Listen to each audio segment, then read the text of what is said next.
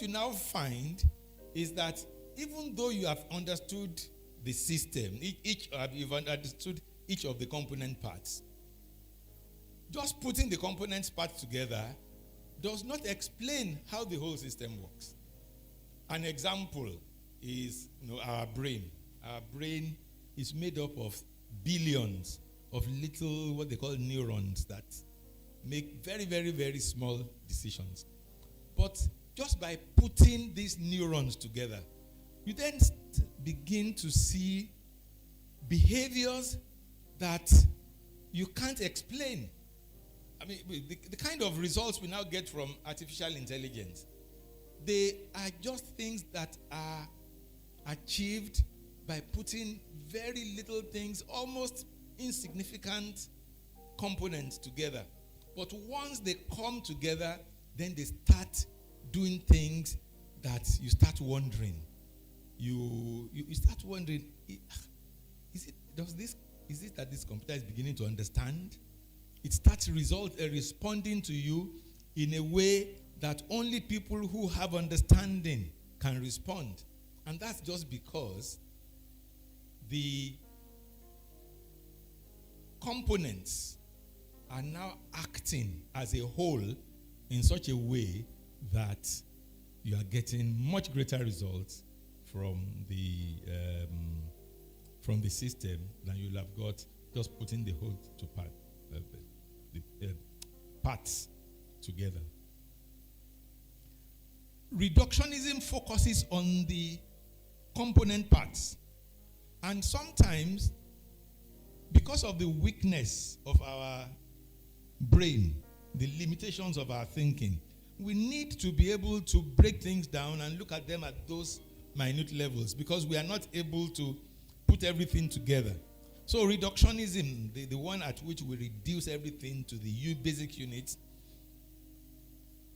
helps us to get some understanding. But we then need to find ways such that when we bring together these little bits, that we are now getting the correct level of results. We need to be able to understand from both these points of views, the reductionist approach and the holist approach, such that we'll be able to move from looking at things from that reductionist level to the holist level. And this is why the operating system is a very, very important issue. As I said earlier, we tend to overlook things like this. We don't give attention to them. That's because we have an inbuilt system that whatever we have done over time that seems to work for us, we try not to give attention to them. Since they are working, we leave that and then give our attention to things that appear not to be working.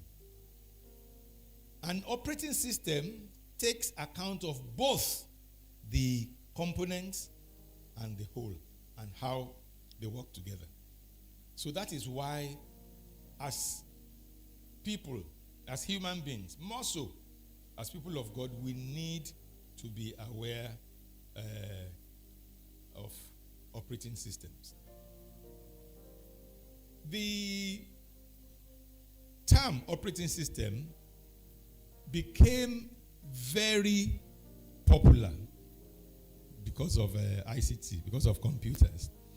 Because the computer is probably the most common of things that are extremely systemic.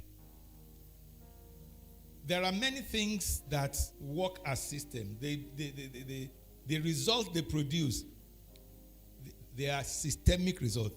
For example, the atomic bomb that was detonated in Hiroshima and Nagasaki during the Second World War. The amount of energy, the quantity of energy that came out of it is a function of systemic behavior. But, well, it happened once.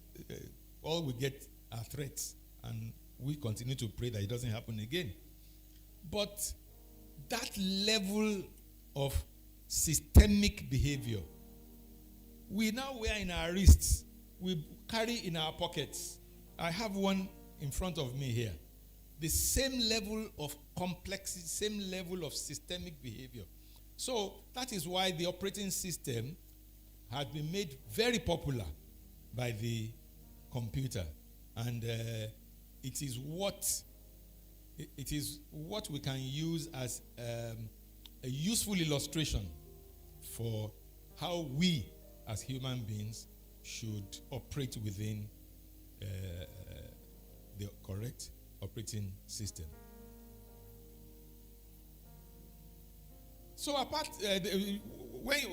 for most people now, you are accustomed to computers and you know that your computer works with an operating system.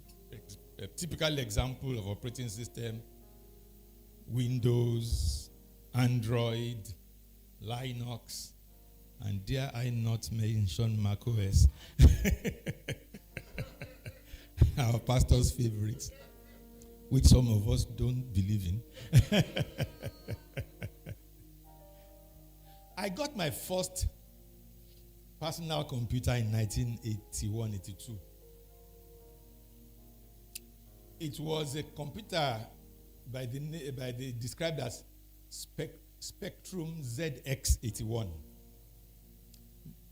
One of the early experiments of a certain British entrepreneur and inventor by the name of Clive Sinclair.